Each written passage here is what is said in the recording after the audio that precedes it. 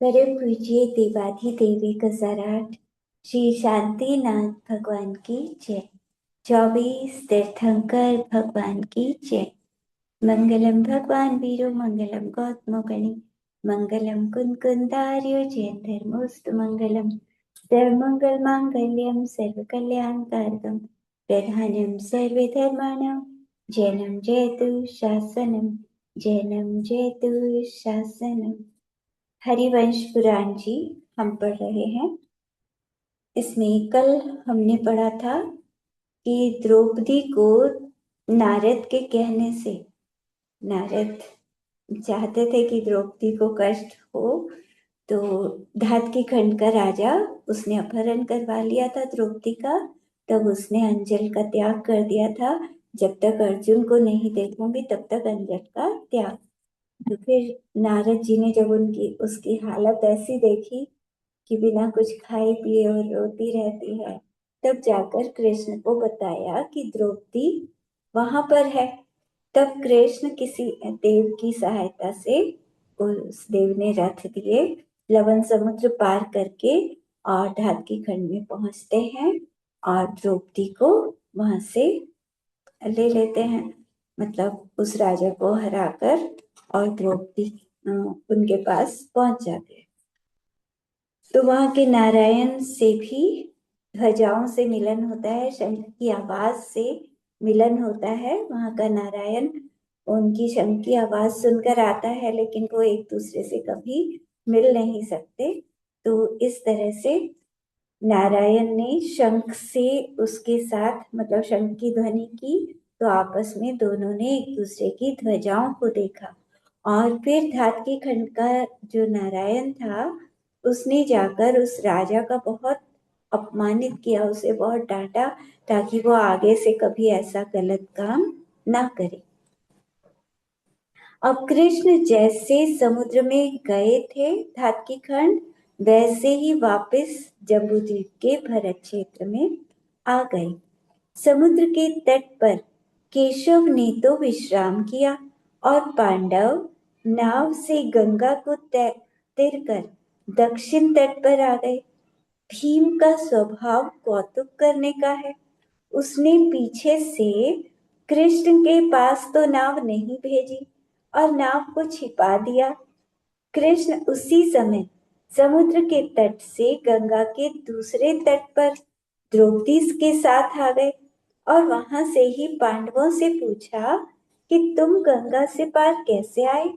तब भीम कृष्ण की शक्ति देखने के लिए झूठ बोले कि हमने भुजाओं से तैरा है इसे। तब कृष्ण ने सोचा कि ये सत्य कह रहा है। तब स्वयं महाबली तुरंग और सारथी के साथ रथ को एक हाथ पर उठाकर एक भुजा और जांघों से अथाह नदी को ऐसे पार किया जैसे कोई घुटने तक के जल को पार करता है। तो पांडव आश्चर्यचकित होकर शीघ्र सामने जाकर प्रणाम करने लगे और वासुदेव की अतुल शक्ति की स्तुति करके वासुदेव को हृदय से लगा लिया। भीम का हास्य रूपी स्वभाव था, इसीलिए उसने हंसकर कृष्ण से सारी बात बता दी कि हमने तुम्हारी शक्ति देखने के लिए नाव नहीं भेजी थी। तुम्हारी शक्ति तो बहुत ज्यादा है, क्या कहना है तुम्हारी शक्ति का। तब कृष्ण इनसे विरक्त चित्त हुए। प्रथम तो बड़ों से हंसी मजाक नहीं करना चाहिए, और इस समय बिना समय के हंसी मजाक किया। तो कृष्ण ने उदास होकर पांडवों से कहा, हे कुपांडवों, जो मनुष्यों से ना बने ऐसे अमानुषिक मेरे कर्म इस जगत में तुमने अनेक बार देखे, तो भी तुम्हें अभी तक मेरे मुझ पर विश्वास नहीं हुआ, अभी तक संदेह करते हो। इस गंगा के उतरने में तुमने मेरी क्या शक्ति देखी। इस तरह उनको उलाहना देकर कृष्ण हस्तिनापुर गए और अपनी बहन सुभद्रा के पोते परीक्षित अर्जुन के पुत्र को हस्तिनापुर का राज्य दिया और पांडवों को यहाँ से निकाल दिया। क्योंकि उन्होंने हंसी मजाक किया था। तो आप समस्त सामंतों सहित द्वारिका गए। पांडव हस्तिनापुर से निकलकर दक्षिण मथुरा की ओर स्वामी की आज्ञा से चले गए। फिर दक्षिण मथुरा में प्रवेश किया। यहाँ समुद्र लहर महामनोहर है और तट के वन में लौंग, इलायची, अगर, चंदन, इनकी सुगंध पवन से सब दिशा सुगंधित हो रही है। ऐसे मलयागिर के तट पर पांचों भाई विहार करने लगे। अब श्री नेमिनाथ का वर्णन। नेमी कुमार अब युवा अवस्था में आ गए। पहले छोटे थे तो अब धीरे धीरे वो बड़े होते जा रहे हैं। कुबेर इंद्रलोक से रोज वस्त्र, आभूषण, कल्प वृक्षों की माला, सुगंधित द्रव्य का लेप निरंतर लाता है। आप बड़े बड़े राजपुत्रों और सब यादवों से शोभित सभा में विराजे हुए थे। वह सभा बलभद्र, वासुदेव आदि करोड़ों यादवों से भरी हुई है, जिसमें अनेक राजा आकर नमस्कार करते हैं। सभा का नाम कुसुम चक्रा है। वहां इंद्र के निर्माण सिंहासन पर श्री तीर्थेश्वर विराजे हैं। तो इंद्र के बनाए हुए सिंहासन पर नेमिनाथ बैठे हैं। बलभद्र, वासुदेव दोनों भाई सिंहासन के दोनों ओर बैठे हैं। सभा ऐसी अच्छी लग रही है मानो जिनराज के समीप सौधर्म और ईशान इंद्र बैठे हों। उस समय सभा में बलवानों की शक्ति की बात चली। तब किसी ने तो अर्जुन की प्रशंसा करी कि अर्जुन बहुत शक्तिशाली है। किसी ने युधिष्ठिर की प्रशंसा की, किसी ने भीम की, किसी ने नकुल सहदेव की प्रशंसा की, किसी ने बलभद्र की तो किसी ने कृष्ण की प्रशंसा की। जिन्होंने पर्वत उठा लिया था, कोटि शिला को उठा लिया था। इस तरह सभा में अनेक राजाओं की प्रशंसा हुई। तब बलभद्र बोले, तुम सब औरों की बेकार में ही स्तुति करते हो। श्री भगवान नेमि चंद्र, नेमि जिनेन्द्र, इनके जैसा बल तो किसी का भी नहीं है तीन लोक में। हमारे बीच में भगवान नेमिनाथ बैठे हैं। तो अगर ये चाहें तो अपने कर से पृथ्वी उठा सकते हैं पूरी, समुद्र को दिशाओं में बिखेर सकते हैं। ये जग नायक हैं। इनके जैसा बल तो किसी देव में या मनुष्य में किसी में भी नहीं है। बलभद्र की ये बात सुनकर वासुदेव मतलब मुलक्कर जिनदेव से कहने लगे, उनको लग वो तो ये सोचते थे कि सबसे ज्यादा शक्तिशाली मैं ही हूँ। अब नेमिनाथ भगवान के बारे में सुना तो थोड़ा सा उनको ऐसा लगा कि जिनदेव से बोले, आप अद्भुत बल के धारी हैं। चलो आपको मल्ल युद्ध में देखते हैं। हम दोनों मल्ल युद्ध करते हैं, देखते हैं कौन जीतेगा। तब भगवान जिनेश्वर देव ने कहा, हमसे मल्ल युद्ध तो क्या करोगे, हमारा चरण सिंहासन से उठा के दिखा दो। तुम तो बड़े भाई हो, तुमसे हम मल्ल युद्ध थोड़ी करेंगे। कृष्ण तो बहुत बड़े थे और नेमि कुमार छोटे थे। तो बोले कि आप बड़े भाई हो, आपसे हम मल्ल युद्ध थोड़ी करेंगे, आप बस हमारा पैर हिला के ही दिखा दो। तब कृष्ण जिनराज के बल को परखने के लिए उठकर पैर हिलाने को तैयार हुए, तो पैर की एक उंगली भी नहीं हिला सके। तब कृष्ण खेद खिन्न होकर पसीने से भर गए, बहुत पसीना आ गया, सांस भरने लगे और हाथ जोड़कर विनती करने लगे, हे देव, आपका बल तो अनुपम है। तीन लोक में किसी का मतलब इस लोक में किसी का नहीं है जितना आपका बल है। आपके जैसा तीन लोक में और कोई बलवान नहीं है। मतलब एक छोटी उंगली पैर की वो भी नहीं हिला सके सब मिलके। तो तुम्हारा गर्भ जन्म तो देवों के द्वारा पूजनीक है। देव आए थे तुम्हारे गर्भ पर और जन्म पर। हमने मंद बुद्धि से ये कौतुक कर दिया, क्षमा करना उसको। फिर कृष्ण के मन में बड़ा पश्चाताप हुआ। कि मैंने बिना विचारे ही ऐसा कार्य किया, उसके फल में क्या मिला? मुझे अपमान ही तो मिला, मेरा ही अपमान हो गया। तो इनके अंदर तो अपार बल है। मुझे तीर्थंकर से अपने आप को तीर्थंकर से ज्यादा बलवान नहीं समझना चाहिए था। मुझे ऐसा लगा कि मैं ही ज्यादा बलवान हूँ। तो वासुदेव को अपने बल का बहुत घमंड था, वो सब चूर चूर हो गया।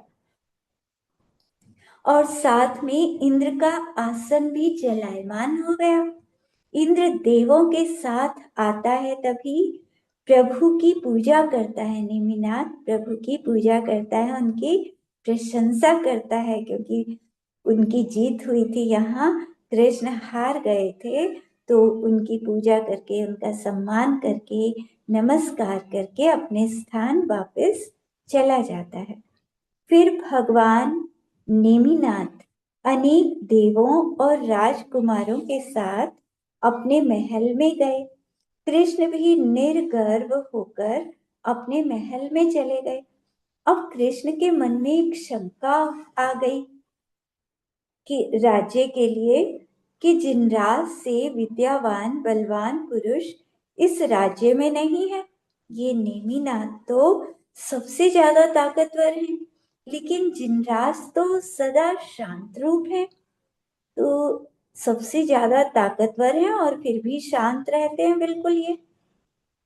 तो यहाँ एक कथा और है बीच में, कि विजयार्थ में एक श्रुत श्रेणित नाम का नगर है। वहां बाण नाम का राजा पृथ्वी पर प्रसिद्ध है। रण संग्राम में वो महाशूरवीर है। उसकी उषा नाम की बेटी है, जो गुण कला रूप आभूषण से शोभित है। उसने प्रद्युम्न के बेटे अनिरुद्ध के गुण सुने, तो उसके मन में अनिरुद्ध बस गया। जब वहां कोई उसके मन की आकुलता नहीं जानता, तो उस एक हितकारी स्त्री ने पूछा कि तुम परेशान क्यों हो? तब उसने अनिरुद्ध के बारे में सब बात बता दी। उषा ने कहा, जो मैंने उसके इतने गुण सुने हैं, तो मैं ही उससे विवाह करूंगी। मतलब उसी से विवाह करूंगी मैं। तब उसकी सखी विद्याधरी रात्रि में अनिरुद्ध को उठा कर ले गई। ये विद्याधर तो ऐसे ही करते हैं ना, सोते हुए उठा के ले जाते हैं किसी को भी। तो अनिरुद्ध को, वासुदेव का तो हमने बहुत पढ़ा था, कृष्ण के पिता वासुदेव, उनको तो बार बार विद्याधर सोते हुए उठाकर ले जाते थे। अब पहली बार किसी और का भी पढ़ा है, मतलब एक रानी को भी ले गए थे उनकी एक बार। और अब यहाँ अनिरुद्ध जो प्रद्युम्न के बेटे थे, उनको वो विद्याधरी उठाकर ले गई। तो ले जाकर उषा के पास पहुंचा दिया। तो सुबह जब अनिरुद्ध सोकर उठे, तो उन्होंने देखा, ये मैं कहाँ आ गया? रत्नों का महल है ये। तो कोमल शैया से उठकर देखा, वहां एक सुंदर कन्या बैठी है। उसे देखकर अनिरुद्ध विचारता है, ये मन को हरण करने वाली कौन कन्या है? ऐसी कन्या तो अब तक नहीं देखी। और ये स्थान भी कोई अपूर्व नजर आता है, ऐसा स्थान भी अभी तक नहीं देखा। ये तो इंद्र लोक के समान स्थान लग रहा है। तो ऐसी आशंका उसके मन में हुई। तब चित्रलेखा नाम की उसकी सखी, उषा की सखी, सब वृत्तांत बताती है। और उसी समय उस सखी ने उन दोनों का एकांत में गंधर्व विवाह करा दिया। अनिरुद्ध कुमार उषा के महल में ही थे। उनका सुख से समय व्यतीत हो रहा था।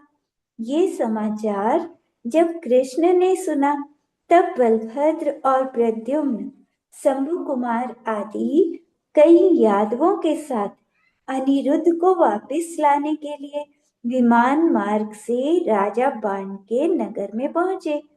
उषा का विवाह सखी ने एकांत में किया था, किसी को बताया नहीं था।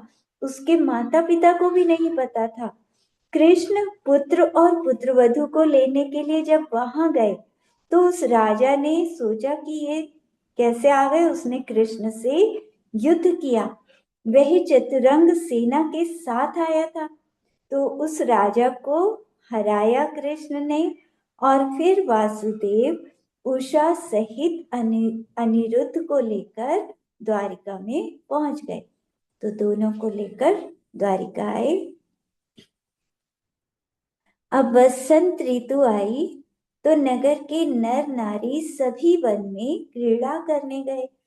कृष्ण भी अपनी सब रानियों के साथ गिरनार के वन में क्रीड़ा के लिए गए, और श्री नेमिनाथ को भी विनती करके ले गए। यद्यपि भगवान को किसी क्रीड़ा में अनुराग नहीं था, लेकिन ठीक है, भाई और भाभी ने इतना कहा तो वो भी चले गए।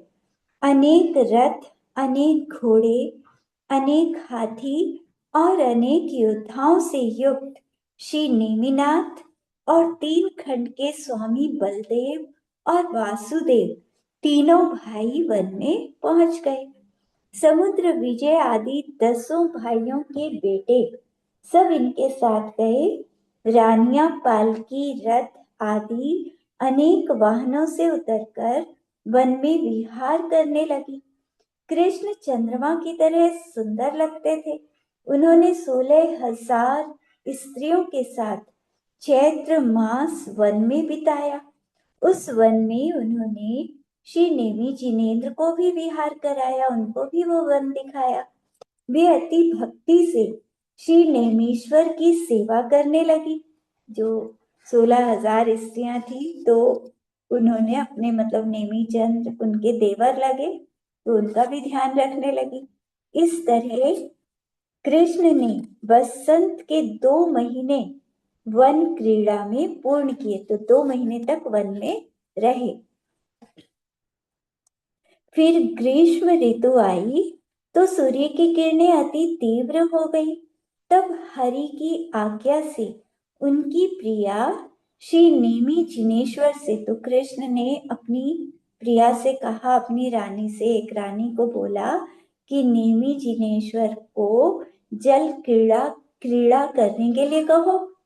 तो वो आग्रह करने लगी उनसे। गिरनार गिर पर शीतल झरने थे, उनमें तीर्थेश्वर भावियों के आग्रह से जल क्रीड़ा करने लगे। पिचकारी आदि से जल क्रीड़ा सभी यादव कर रहे थे। भाभी भगवान के मुख कमल पर जल डालती थी। वे 16,000 थी और प्रभु अकेले थे। नेमिनाथ प्रभु तो अकेले, और कृष्ण ने अपनी सब रानियों को भेज दिया उनके उनके ऊपर जल डालने के लिए। परंतु हाथों की ओट से और पिचकारियों की धाराओं से उन्होंने भी सबके ऊपर पानी डाल दिया। हरि की प्रियाओं ने स्नान के बाद नवीन वस्त्राभूषण पहने, वो साथ में लेकर आई थी। भगवान नेमिनाथ ने भी स्नान करके नवीन वस्त्र आभूषण पहने, और जिन वस्त्रों से जल में क्रीड़ा की थी उन वस्त्रों को पखारने के लिए जामवंती को कहा। जामवंती जो कृष्ण की रानी थी, उसको कहा कि इनको जरा धो दो। तब वो भौहें टेढ़ी करके बोली, मेरे पति तो नागशैया पर शयन करते हैं, जिसमें करोड़ों भुजंगों के फन, उन पर मणियों की ज्योति के मंडल दुगुनित हैं। मुकुट के मणियों की प्रभा है, उनकी और मेघ की ध्वनि को भी जीत ले ऐसा शंख बजाते हैं मेरे पति, जिससे धरती आकाश शब्दायमान हो जाता है। शारंग नाम का धनुष, जिसे कोई देख भी नहीं सकता, मेरे पति उसी चढ़ाते हैं। ऐसा मेरा पति है, उन्होंने तो मुझे कभी आज्ञा दी नहीं, और तुम देवर होकर मुझे वस्त्र धोने की आज्ञा दे रहे हो। ये ठीक नहीं है, मैं तो आपकी माता के समान हूँ। ऐसे जामवंती के वचन सुनकर कोई दूसरी कृष्ण की रानी बोली, हे निर्लज, ये अनंत गुणों के धारक 3 लोक के नाथ हैं, इनको ऐसा कहना उचित नहीं है। जो तूने ये वचन बिना सोचे समझे ऐसा बोल दिया 3 लोक के भगवान को। तब भगवान जामवंती से बोले, तेरे पति का अद्भुत पौरुष है जो औरों से ना बने। मतलब उसने अपने पति की तारीफ कर दी कि मेरे पति जैसा बलवान तो कोई है ही नहीं, और वो तारीफ भी नेमिनाथ से कर रही है। तो वो कहते हैं कि तेरे पति का अद्भुत पौरुष है जो औरों में नहीं है। शंख बजाना, धनुष चढ़ाना और नागशैया पर शयन करना, ये बताया है ना तुमने, ये क्या कठिन कार्य है? ऐसा कहकर वो शीघ्र नगर में आए, राजमहल में प्रवेश किया और नागशैया पर चढ़ गए। वह शैया चलायमान है, जिसके सांप उनके फणों से भयंकर हैं। उन्होंने धनुष भी चढ़ा दिया और शंख भी बजा दिया। भगवान के लिए तो ये कुछ भी कठिन नहीं था। शंख के शब्द सब दिशाओं में शब्दायमान हो गए। आकाश, धरती और समुद्र सब जगह शब्दायमान हुए। मदोन्मत्त हाथी बंधन छुड़ाने लगे। मतलब इतना तेज शब्द हुआ कि हाथी भी डर गए और रस्सियां तोड़कर भागने लगे। घोड़े बंधन छुड़ाकर भ्रमण करने लगे। सब इधर उधर जानवर भागने लगे, डर गए, सब घबरा गए, इतनी तेज शंख बजाया। कृष्ण सभा में बैठे हुए थे तो वो भी एकदम आकुलित हो गए। सब नगर के लोग सोचने लगे कि कोई प्रलय काल आ गया क्या। सब एकदम डर गए, घबरा गए। तब कृष्ण ने अपने शंख की आवाज सुनकर शीघ्र वहां जाकर देखा कि नेमी कुमार तो नागशैया पर आरूढ़ हैं। सब राजाओं सहित वासुदेव जिन देव का ऐसा पराक्रम देखकर आश्चर्य को प्राप्त हुए कि इनके अंदर इतनी शक्ति है, नागशैया पर भी चढ़ गए और शंख भी बजा दिया जो मैं बजा सकता हूँ सिर्फ। तो जामवंती के कठोर वचन से प्रभु को रास उपजाया था, इसीलिए ये कार्य किया। प्रभु ऐसे तो नहीं करते, लेकिन जामवंती ने ऐसा कहा था, इसीलिए उन्होंने ऐसा किया। तो ऐसा जानकर कृष्ण ने जामवंती को उलाहना दिया और सब भाइयों के साथ नेमिनाथ की प्रशंसा की। कृष्ण ने प्रभु को हृदय से लगाकर उनकी पूजा की और अपने घर गया। उनकी स्त्रियों ने जल केली और वन केली करके वीत राग को राग सहित किया। इसीलिए कृष्ण बड़े प्रसन्न हुए कि उस वीत रागी को जो देखते ही नहीं है स्त्रियों की तरफ, चलो अच्छा है, सब रानियों ने उनको क्रीड़ा कराई। तो उसी समय वासुदेव ने भोजवंशियों की पुत्री राजमती को जिन पति के लिए मांगा कि इनका विवाह कर देना चाहिए, और सब राजा कुटुंब सहित इकट्ठे कर लिए, सबका सम्मान किया। ग्रीष्म ऋतु चली गई, वर्षा ऋतु आई। उस समय श्री नेमि जिनेश्वर 4 घोड़ों के रथ पर चढ़कर विवाह के लिए चल दिए। श्री नेमिनाथ राजाओं के पुत्रों के साथ गमन करते हैं। वन में भगवान ने नाना जाति के तृण का आहार करने वाले मृग आदि पशुओं को भय से कंपायमान देखा, जिनको नीच पुरुष घेर कर बैठे थे। ये देखकर आपने रथ को रोक दिया और सारथी से पूछा, ये अनेक तरह के हिरणों की जाति को क्यों रोका हुआ है? ये नीच जन इनको घेर कर क्यों बैठे हैं? तब सारथी हाथ जोड़कर नमस्कार करके कहता है, हे नाथ, यादव आदि अनेक राजा तो उत्तम वंश के हैं, ये सब तो जैन हैं, इनका अन्न का आहार है। लेकिन कुछ भील आदि नीच कुल के मनुष्य भी आए हैं आपके विवाह में, वो मांसाहारी हैं। उन पापियों के मांस के लिए इन पशुओं को रोका गया है। ये वचन सुनकर भगवान दया निधान ने सब जीवों को आजाद कर दिया और राजपुत्रों से कहा, अहो लोगों, इन पशुओं के घर नहीं है और वन के तृण जल को खाते हैं। ऐसे निरपराध हिरणों के समूह को कोई मारे तो उसके जैसा निर्दयी कौन होगा? धिक्कार है उन पापियों को जो निर्बल पशुओं को मारता है और उनका मांस खाता है। उन पापियों को लज्जा नहीं आती, अपने चरणों में कांटों के भय से पाहनी पहनते हैं, अपने शरीर के अनेक यत्न करते हैं और इन कोमल मृगों को तीक्ष्ण शस्त्रों से मारते हैं।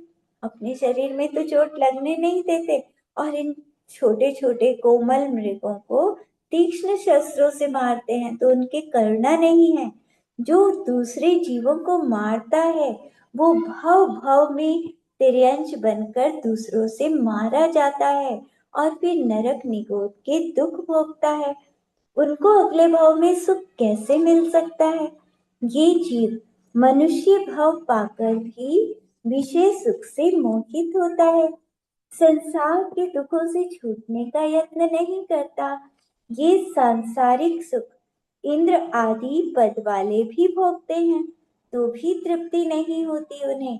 जैसे मतलब स्वर्गों के इंद्र, उनके पास तो सारा वैभव है लेकिन तृप्ति होती ही नहीं। जैसे सैकड़ों नदी भी समुद्र, मतलब समुद्र में कितनी नदियां आ जाए लेकिन समुद्र कभी तृप्त नहीं होता, ऐसे विषय भोगों से कभी तृप्ति नहीं होती। मैं पूर्व भाव में, तो नेमिनाथ जी को तो अवधि ज्ञान था ना, तो वो अपने अवधि ज्ञान से देखते हैं और बोलते हैं कि मैं पूर्व भाव में विद्याधरों का राजा बना, फिर देवों के सुख भोग कर महाराजा हुआ, फिर अच्युतेंद्र हुआ, फिर राजा सुप्रतिष्ठ बना, फिर जयंत नाम के विमान में अहमेंद्र बना, जहां इंद्रों से भी असंख्य गुना सुख भोगे मैंने। 32 सागर तक सुख भोगा फिर भी तृप्ति नहीं हुई। ये मनुष्य भव का सुख कितने दिन का है? बहुत थोड़ी सी आयु है, मुझे कैसे तृप्ति होगी? यद्यपि तीर्थंकर भगवान का पद सर्वोत्कृष्ट है, फिर भी विनश्वर है। इसीलिए इन विषय सुखों को छोड़कर आताप से रहित जो आत्मिक मोक्ष सुख है उसे मैं तप करके उपजा लूं, तो मोक्ष सुख को प्राप्त करूं तप करना चाहिए अब मुझे। इस तरह ईश्वर ने मन और वचन से वैराग्य का चिंतन किया। उसी समय पांचवें स्वर्ग से लौकांतिक देव आ जाते हैं। ये देव 8 प्रकार के हैं। सभी देव आकर शीघ्र नमस्कार करते हैं। उनके मुकुट नम्रीभूत होते हैं। वे हाथ जोड़कर कहते हैं, ये देव ऋषि ब्रह्मचर्य के धारक होते हैं। हे प्रभु, यही समय है, अब तुम इस भरत क्षेत्र में धर्म तीर्थ प्रकट करो, आप धर्म के नायक हैं। इस तरह लोकांतिक देव प्रभु नेमिनाथ की स्तुति करते हैं। भगवान तो अपने आप से ही प्रतिबुद्ध हैं, उनको कोई क्या समझा सकता है? वो तो स्वयं से ही सब समझे हुए हैं, पूर्ण ज्ञानी होते हैं। लोकांतिक देवों का तो नियोग है कि वो तब कल्याणक के समय आते ही हैं, उनकी प्रशंसा करते ही हैं और वैराग्य बढ़ाने वाले वचन कहते ही हैं। भगवान सब जीवों को आजाद करके द्वारावती नगरी में पहुंचे थे, तो वहां सिंहासन पर विराजे। तभी इंद्र आदि तब कल्याणक के लिए आए। प्रभु ने स्नान किया और इंद्र ने वस्त्र आभूषण उनको पहराए, कल वृक्षों के फूलों की माला पहनाई, सुगंधित लेप किया। भगवान सिंहासन पर विराजे हैं तो वो यहाँ के तो पहनते नहीं, मनुष्यों के वस्त्र आभूषण नहीं पहनते। उनके लिए रोज स्वर्गों से देव ही लाते रहे अब तक, मतलब जन्म के समय से अब तक रोज स्वर्गों से आया है सब कुछ। तो भगवान सिंहासन पर विराजे हैं, अब अंतिम बार वो लाए हैं। अब वो मुनि बन जाएंगे तो स्वर्गों का कुछ भी नहीं लेंगे, वस्त्राभूषण का तो कोई मतलब ही नहीं है। आहार भी मनुष्यों से लेंगे अब, देवों से अब तक लिया, अब तक देव उनके लिए भोजन लाते थे। जो भी भोजन वो करते थे नेमिनाथ जी, तो सब स्वर्गों से आता था। लेकिन अब मुनि बनने के बाद वो स्वर्गों का भोजन देवों के हाथ से कुछ भी नहीं लेंगे, अब तो वो मनुष्यों के हाथ से लेंगे। तो उस समय सब राजाओं से युक्त कृष्ण और बलभद्र भी बैठे हैं, सुर असुर भी बैठे हैं। इन सभी से मंडित प्रभु ऐसे शोभित हो रहे हैं जैसे सुदर्शन मेरु कुलाचलों से शोभित होता है। जब भगवान तप के लिए उठने लगे तब हरि, हलधर आदि सब यदुवंशी और भोजवंशी व अनेक राजा तरह तरह के वचनों से प्रभु को रोकने की कोशिश करते हैं, लेकिन वो रोक ना सके। आप तीर्थेश्वर जगत की स्थिति को जानने वाले माता पिता आदि सब बंधुजन को संबोध कर कुबेर की रची हुई उत्तर कुरु नाम की पालकी पर आरूढ़ हुए। वह पालकी ध्वजा और सफेद छत्र से मंडित है, मणियों से बनी हुई है। उस पालकी को पहले तो बड़े बड़े राजाओं ने उठाया, फिर इंद्र आदि देव आकाश मार्ग से ले चले। आकाश में उत्कृष्ट हर्ष देवों ने किया और सुंदर शब्द होने लगे। वे शब्द कानों को प्रिय लगे और सदा सुनने के योग्य हैं। भाग्यहीनों को ये शब्द दुर्लभ है।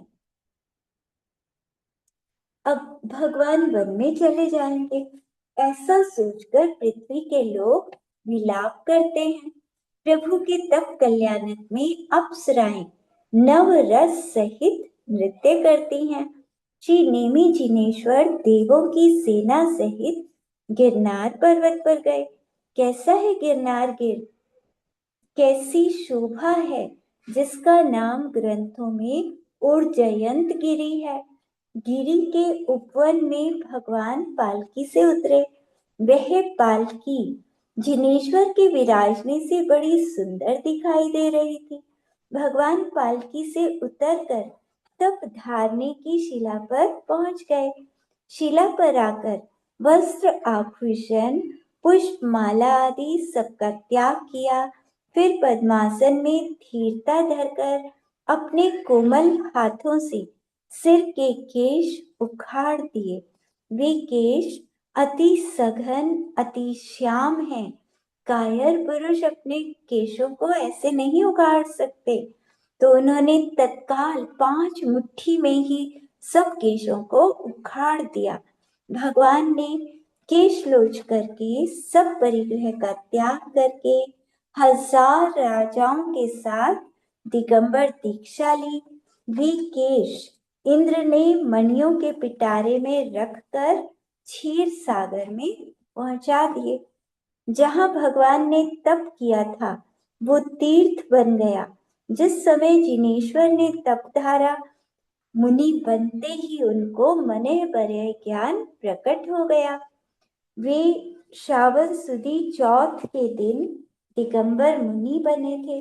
बेला पारण की प्रतिज्ञा धारण की।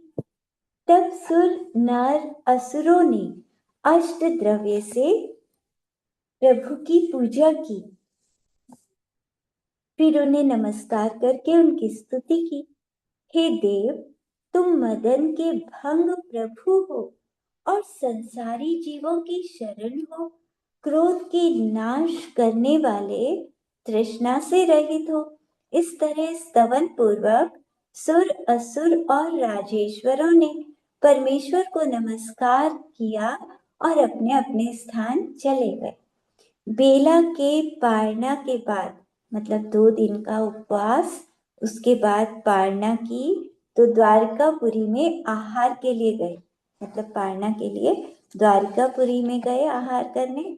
वहां वरदत्त नाम के श्रावक ने भगवान को विधि पूर्वक निर्दोष आहार दिया। दान के प्रभाव से पंच आश्चर्य हुए। रत्न वृष्टि, पुष्प वृष्टि, सुगंधित जल की वर्षा हुई। शीतल मन सुगंधित पवन बहने लगी और देव आकाश में जय जयकार करने लगे। जब भगवान ने साथ, ये तीर्थंकर जहां भी आहार लेते हैं, अब जितने समय तक जहां भी आहार लेंगे तो वहीं पर ये मतलब पंचाश्चर्य देव करते हैं। तीर्थंकरों का नियम है कि तीर्थंकर जब भी आहार लेते हैं तो देव देखते ही हैं और पंचाश्चर्य हर समय करते हैं, हर बार करते हैं। जब भगवान ने साधु के मार्ग में आकर तप धारण किया तो राजमती उधर राजुल से विवाह करने जा रहे थे, तो बीच में ही रथ मोड़ लिया और वन में पहुंच गए। तो राजुल बहुत दुखी हुई मन में। पति के वियोग में उसके चित्त में बहुत कष्ट हुआ और कुमुदनी की तरह मुरझा गई है। वह श्रेष्ठ महासती गिरनार पर्वत पर गई तो वह शोक से भरी हुई थी। गुरुओं के वचनों से गुरुओं के वचनों ने उसका संताप भरा। उसने शरीर से मोह छोड़ दिया और स्वयं भी वैराग्य को तैयार हो गई। राजमती ने स्त्री बनने को महानिंद्य जाना कि स्त्री बनने से कितनी पराधीनता है। मिथ्या दृष्टि जीव ही स्त्री बनते हैं, सम्यक दृष्टि जीव तो पुरुष ही बनते हैं। तो सम्यक दृष्टि जीवों को स्त्री पर्याय का बंध ही नहीं होता। जैसे वस्त्र का मैल उतार देते हैं, ऐसे स्त्री पर्याय वो नहीं बांधते। अभव्य जीवों को सम्यक दर्शन होता ही नहीं। श्री नेमि जिनेन्द्र रत्नत्रय और तप व्रत गुप्ती समितियों के समूह से शोभित हो रहे हैं। सब परिग्रह को छोड़कर शुक्ल ध्यान लगाते हैं। वज्र वृषभ सहनन वालों के चित्त का निरोध अंतर मुहूर्त तक ही रहता है। आर्त ध्यान दो तरह के होते हैं, एक बाह्य बाहर में रोना आदि, और दूसरा पर स्त्री विषय आदि से जो अनुराग भाव, ये अंतरंग लक्षण है। देवों और नृपों के विषय देखकर सुनकर इच्छा करना भी आर्त ध्यान है। इसके 4 लक्षण हैं। अनिष्ट के संयोग में, मतलब आर्त ध्यान बता रहे हैं कि किसी अनिष्ट का संयोग हो जाए, कोई बुरा व्यक्ति जो हमें अच्छा नहीं लगता वो आ जाए, तो हम सोचें कि वो जाए, कब जाए, वियोग का चिंतन करें, तो यह आर्त ध्यान है। तो मेरे अनिष्ट का संयोग कभी ना हो, ऐसा सोचें, तो ये पहला आर्त ध्यान। दूसरा आर्त ध्यान इष्ट वियोग, कोई बहुत प्रिय है और उसका वियोग हो जाए। मनुष्य वस्तु का वियोग हो तो जीव को दुख उपजता है और ऐसा सोचता है कि मुझे इष्ट का वियोग कभी ना हो। इष्ट का वियोग क्यों हो गया? शरीर में अनेक प्रकार के रोग होने से अति दुस्सह रोग से जो कष्ट होता है वह वेदना जनित आर्त ध्यान है। जन्म संबंधी व पर भव संबंधी भोगों की अभिलाषा हो तो ये भोगार्थ ध्यान है। इन आर्त ध्यान का फल तिर्यंच गति है। रौद्र ध्यान में जो प्राणी दुष्ट हो, क्रूर चित्त वाला हो, तो उसके भाव रौद्र ध्यान है। हिंसानंदी, मृषानंदी, चौर्यानंदी, परिग्रहानंदी, ये 4 प्रकार के रौद्र ध्यान करने से नरक गति का फल मिलता है। इसीलिए आर्त ध्यान से तिर्यंच गति और रौद्र ध्यान से नरक गति। तो इन दोनों को ध्यानों को छोड़कर जो मोक्ष की इच्छा करते हैं तो वे धर्म ध्यान और शुक्ल ध्यान उनको करना चाहिए। मोक्षाभिलाषी का आहार विहार शुद्ध होते हैं। जिसे मोक्ष की इच्छा हो तो आहार और विहार सब शुद्ध होता है। धर्म ध्यान की सिद्धि के लिए योग्य द्रव्य, योग्य क्षेत्र, योग्य काल और योग्य भाव होने चाहिए। योग्य द्रव्य तो उत्तम शरीर होना चाहिए और उत्तम सहनन होना चाहिए। नेमिनाथ जी का वज्र वृषभ नाराज सहनन था, तो सबसे उत्तम सहनन होता है, तभी मतलब मोक्ष की प्राप्ति तो उसी से होती है। योग्य क्षेत्र भी सही होना चाहिए। अब म्लेच्छ खंड हो तुमलेज खंड वाले तो भगवान नहीं बनते वहां, मतलब अगर वो आर्य खंड में आ जाए तब तो भगवान बन सकते हैं। तो योग्य क्षेत्र क्या है? आर्य क्षेत्र, जिसमें निर्जंतु भूमि हो, कि जहां जीव ना हो, पृथ्वी पर डांस मच्छर आदि क्षुद्र जीवों का उपद्रव ना हो। योग्य काल में अब किसी को धर्म ध्यान करना है, मान लो कोई अभ्यास कर रहा है धर्म ध्यान का, तो मुनिराज जो होते हैं वो तो ठीक है कि उपसर्गों को सहन कर लेते हैं, लेकिन कोई नया अभ्यास करे तो उसके लिए उसे अपना सही जगह पर बैठना चाहिए, ना ज्यादा गर्मी हो और ना ही ज्यादा ठंड हो, नहीं तो उपयोग उसी में जाएगा, तो आत्मा के ध्यान में कैसे लग पाएगा।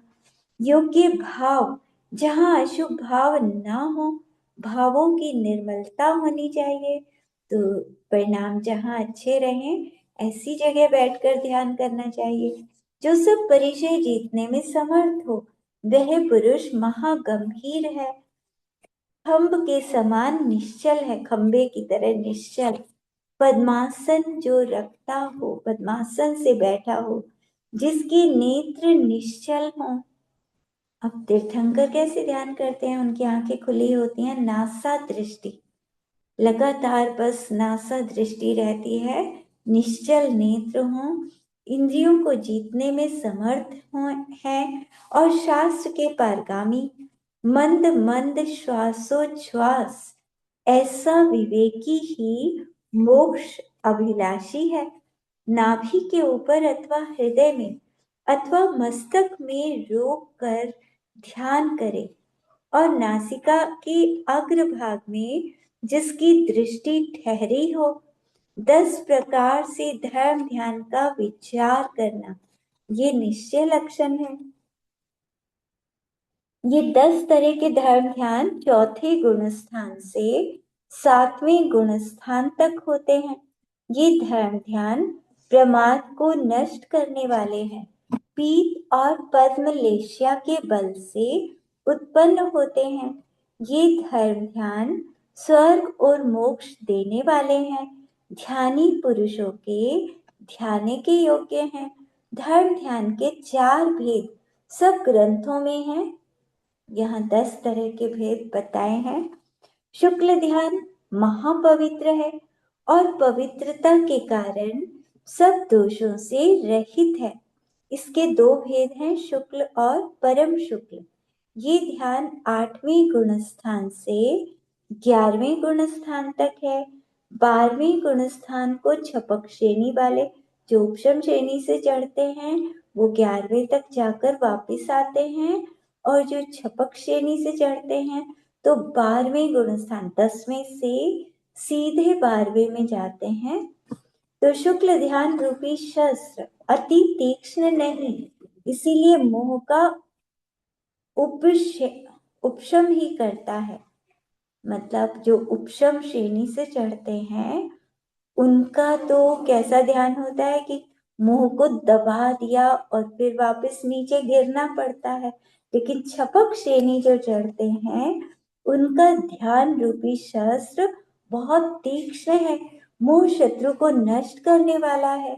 शुक्ल ध्यान शुक्ल लेशिया ही के योग से होता है। वो मोह का नाश तो पहले पाए ने ही किया, मतलब 10वें गुण स्थान में जब शुक्ल ध्यान लगाते हैं और छपक श्रेणी से कर्मों को नष्ट करते हुए चढ़ते हैं तो 10वें गुण स्थान में मोहनीय कर्म जो 8 कर्मों का राजा है सबसे पहले उसको नष्ट किया, फिर 12वें गुण स्थान में पहुंचकर ज्ञानावरण, दैष्णावरण, अंतराय, इन 3 घातिया कर्मों को नष्ट करते हैं। 12वें गुण स्थान के अंत में घातियों को नष्ट करके फिर 13वें गुण स्थान में केवल ज्ञान को पाते हैं। वहां वह केवल लब्धि तीर्थंकर के व सामान्य केवली के होती है, सभी के 13वां गुण स्थान हो जाता है। इस गुण स्थान के अंत में तीसरा शुक्ल ध्यान होता है। कर्म का क्षय शुक्ल ध्यान से ही होता है। सब कर्म प्रकृति का अभाव मोक्ष वो अनंत सुख रूप है मोक्ष, जो तीर्थंकर देव और तद्भव मोक्षगामी चरम शरीरी हैं, उनको तो सहज साध्य है। 14वें गुणस्थान का समय कितना है? अ ई उ री री। बस इनको बोलने में जितना समय लगता है उतने समय का 14वां गुणस्थान, और फिर वो सिद्ध शिला पर पहुंच जाते हैं। तो सिद्ध पद का कारण धर्म ध्यान और शुक्ल ध्यान, इस तरह से ये दोनों ध्यान, इन्हीं से मोक्ष मिलता है। तो भगवान नेमिनाथ हमारे ध्यान में बैठे हैं, तो 56 दिन तक तो उन्होंने धर्म ध्यान ध्याया, और असोज सुदी पड़वा के दिन प्रभात में ही शुक्ल ध्यान रूप अग्नि जलाकर 4 घातिया कर्मों को भस्म कर दिया। फिर उन्होंने अनंत ज्ञान, अनंत दर्शन, अनंत सुख, अनंत वीर्य रूप चतुष्टय को प्राप्त कर लिया। जब नेमीश्वर को केवल ज्ञान हुआ, केवल ज्ञान होते ही इंद्र आदि देवों के आसन कांपने लगे। तो नेमीश्वर भगवान की जय हो, नेमिनाथ भगवान के केवल ज्ञान की जय हो। तो सब देवों के आसन कांप गए, इंद्रों के आसन कंपित हो गए और मुकुट झुक गए उनके। कल्पवासी देवों के अकस्मात घंटे बजने लगे। जैसे ही नेमिनाथ भगवान को केवल ज्ञान होता है, तो कल्पवासी जो ऊपर 16 स्वर्ग के देव हैं, वहां घंटे बजने लगे। ज्योतिषी देवों के सिंह नाद बजने लगे अपने आप ही, व्यंतर देवों के ढोल बजने लगे, भवनवासी देवों के शंख बजने लगे। इस तरह अचानक जैसे ही केवल ज्ञान हुआ, अपने आप तीर्थंकर की महिमा कितनी बड़ी है कि सब जगह अपने आप बाजे बजने लगे सब तरह से। तब चारों प्रकार के देवों ने भगवान को, उनको पता लगा अवधि ज्ञान से कि नेमिनाथ भगवान को केवल ज्ञान हो गया है, तो अपने अपने इंद्रों के साथ सभी केवल कल्याणक की पूजा करने आए। सुरपति अपनी सप्त सेना के साथ अपने अपने वाहनों पर गिरनार की पहले प्रदक्षिणा की, फिर समूह शरण में पहुंचे।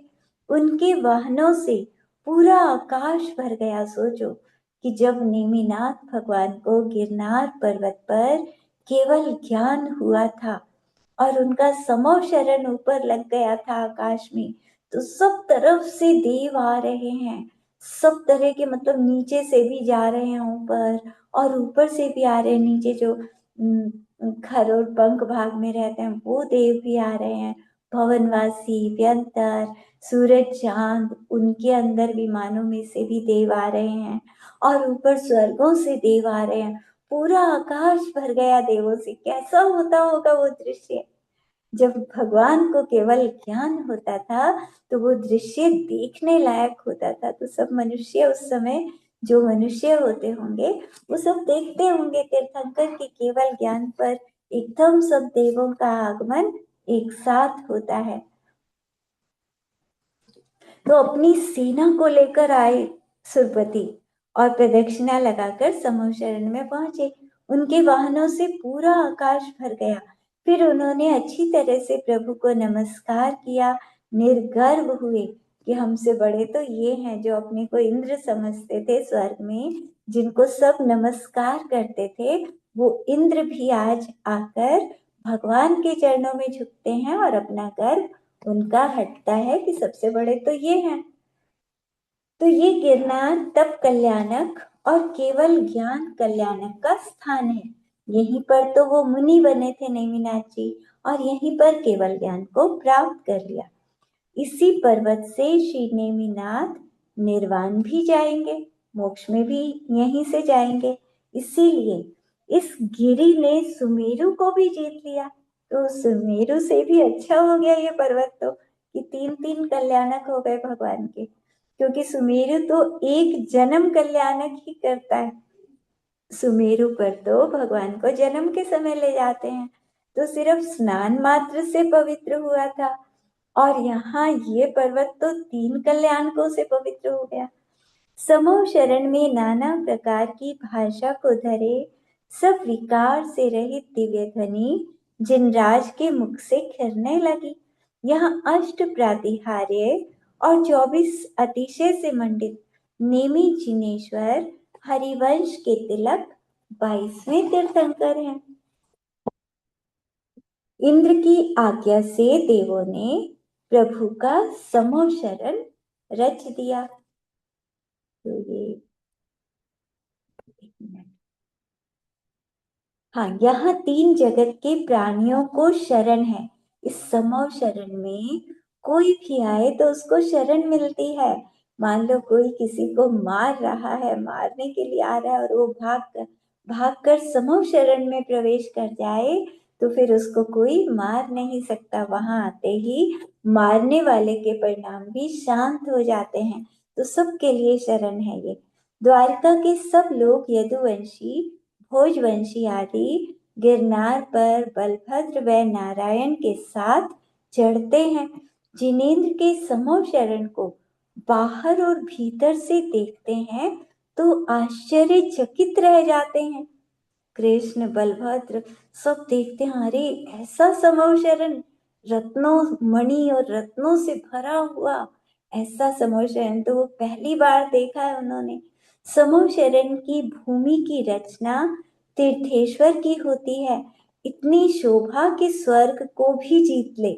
समो शरण का विस्तार 12 योजन होता है, लेकिन नेमिनाथ 22वें तीर्थंकर हैं तो इनके समो शरण का विस्तार 1.5 योजन था। 1 योजन 12 किलोमीटर, तो 12 और 6 18 किलोमीटर का इनका समो शरण का विस्तार था।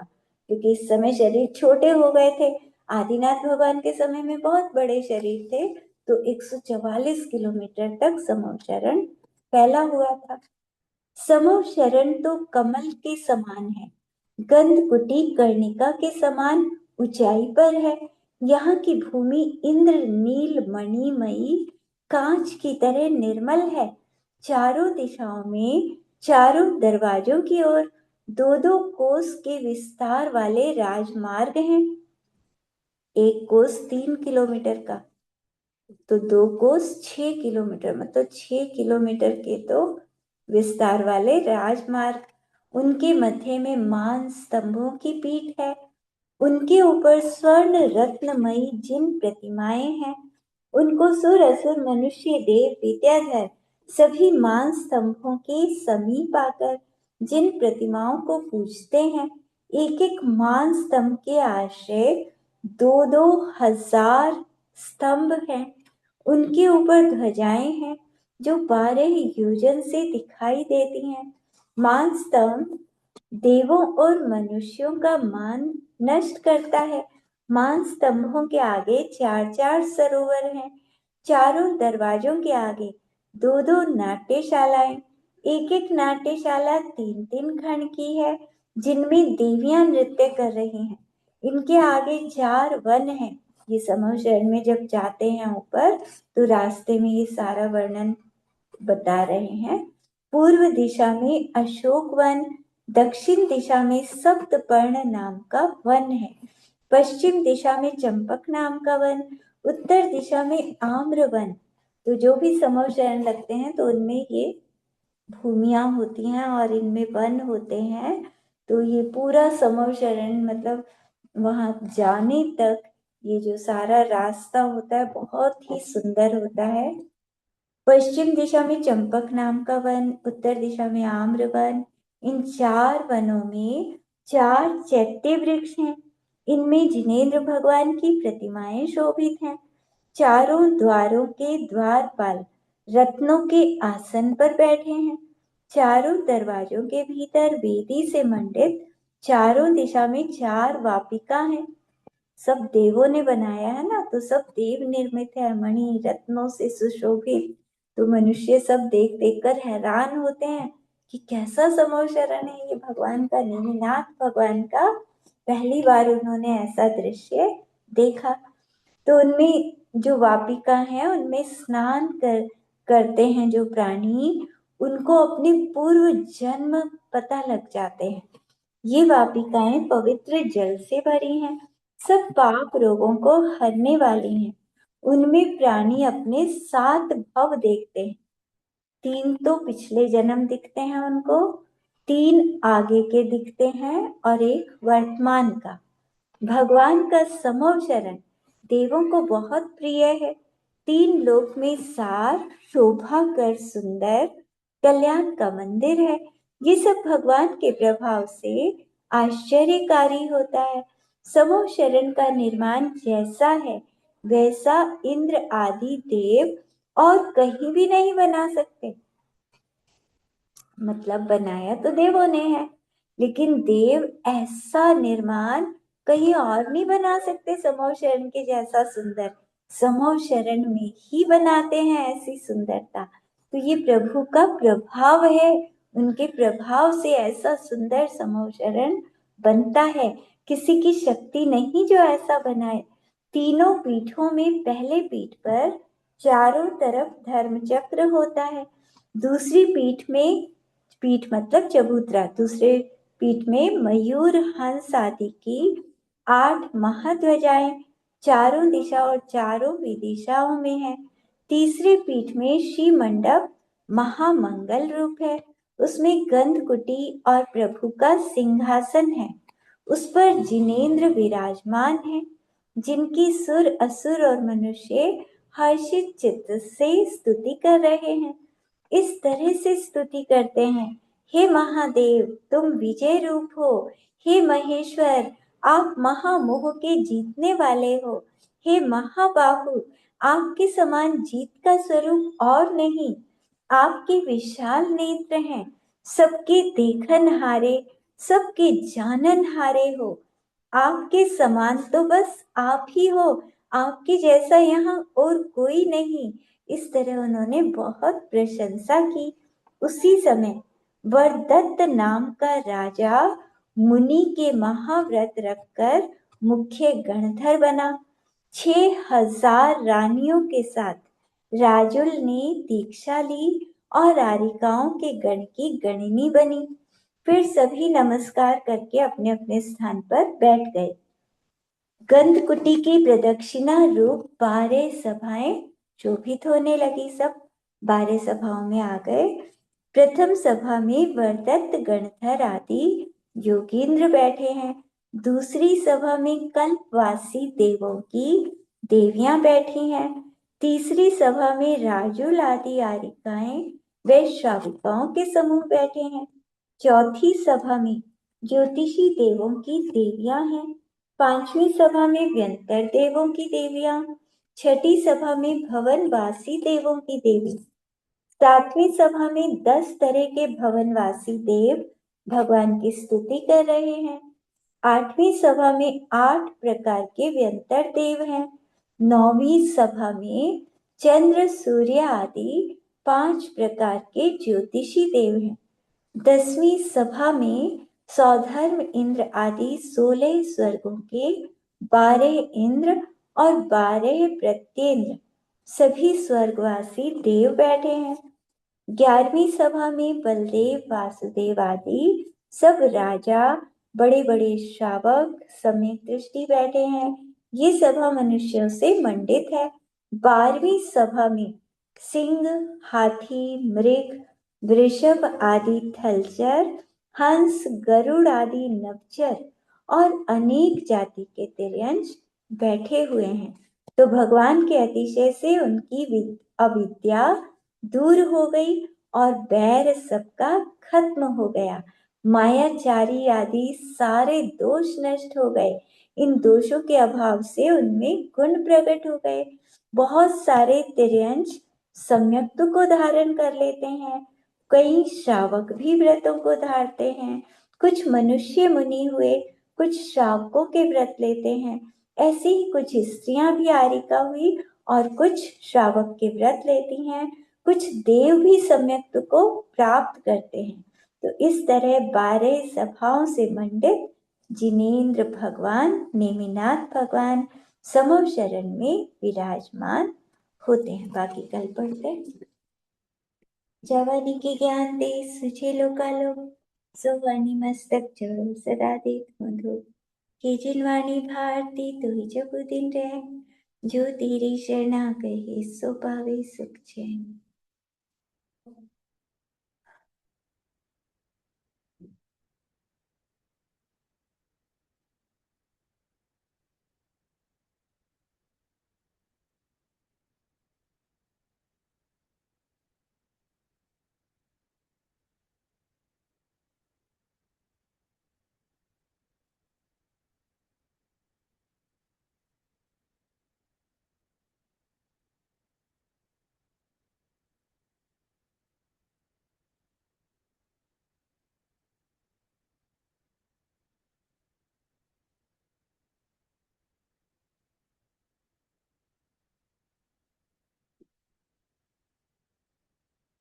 चलो, भगवान को केवल ज्ञान हो गया आज। समूह शरण लग गया उनका। ऐसे करो, भावना करो भगवान समूह शरण में बैठे हैं। अब कल कल भी समूह शरण में ही मिलेंगे भगवान से। तो तब तक यही सोचो कि हम समूह शरण में बैठे हैं, नेमिनाथ भगवान के समूह शरण में। जब भी याद आए तो सोचो भगवान के समूह शरण में हम बैठे। ठीक है? ठीक है जी, ठीक है जी। सभी को जय जिनेन्द्र, दीदी जी को वंदना। जय जिनेन्द्र, सबको जय जिनेन्द्र। जय जिनेन्द्र दीदी, वंदना दीदी। ओके, सब सम्यक दर्शन प्राप्त करो। तुम भी ऐसे भगवान बनो, नेमिनाथ जी की तरह। ठीक है जी, आप भी आपके सब पीछे पीछे भगवान, चलेगा। पहले तो हाँ आपको सब ही होगा।